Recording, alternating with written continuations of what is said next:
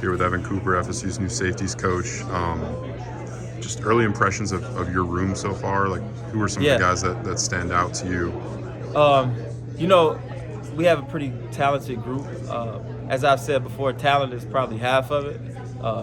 But guys like Jabril's been really impressive. His work ethic.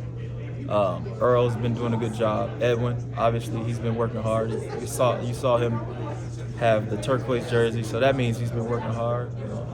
KJ, Ashlyn Barker, it's a bunch of guys. They've been working. Awesome. First name that you mentioned, Jabril. Yeah. Just obviously has some position versatility, but where do you kind of see him fitting in this Tony White scheme? I think he'll start out at corner. Okay. As we try to replace the guys from last year. Yeah. It'll be hard, but I think he'll be up for the challenge. Him and Q.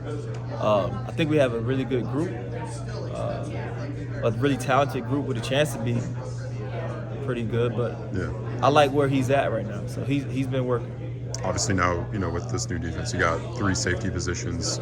Who's kind of doing a good job of positioning themselves? Obviously, you guys are going to eval them more in the spring, and that's what matters most. But just seeing them run and work, who's kind of standing out to potentially fill those roles? Yeah, I've been surprised by Donnie. Donnie's been doing a really good job. Everything we asked him to do, taking the coaching and trying to translate his talent to a skill set. And again, I love KJ. I love what KJ's been doing. He's big and strong. He's been athletic, working his butt off, and tough, vocal, smart, all those things. And like I said, we have a bunch of young guys that are really talented. Kai Bates has been doing a pretty good job. Yeah. Towards the end there, Ricky Knight has really stepped up his game, and I think he's starting to understand what I expect from him. So Christian's done a good job. I won't call him his nickname. It's Christian right now. They've been doing a good job, man. I like where we are. Awesome. And it's just for you, what are some of your goals for your group in the spring, and as they kind of get to know and learn this defense? Yeah. I would say probably the biggest thing is for us to learn the defense. Yeah.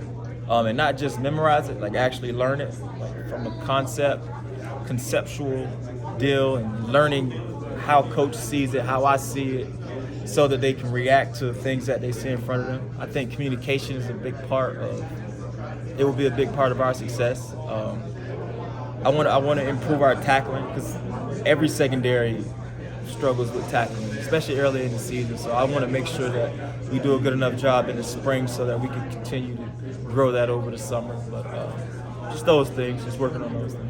On the recruiting trail, just how fun has it been to kind of have the FSU logo on your chest, and what kind of stuff have you gotten active with evals, and just what's it kind of been like recruiting so far?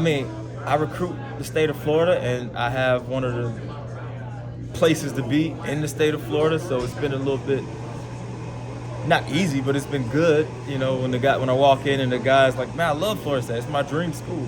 I've heard that a bunch of times, so it's always good when I can recruit the best players in Florida, and that's probably a breath of fresh air for me right now. You have Broward or Miami? Everywhere. Okay. Yeah, because I have, you got ties. I'm a South Florida guy. Coach Pat does as well. Everywhere. Coach Tim, he's got some Miami ties too. So. What are some of the, when you're looking at DBs, evaluating them, what are the traits you look for, measurables, that kind of stuff? I typically like the guys that have what I can't teach them. So height, weight, speed, that kind of stuff.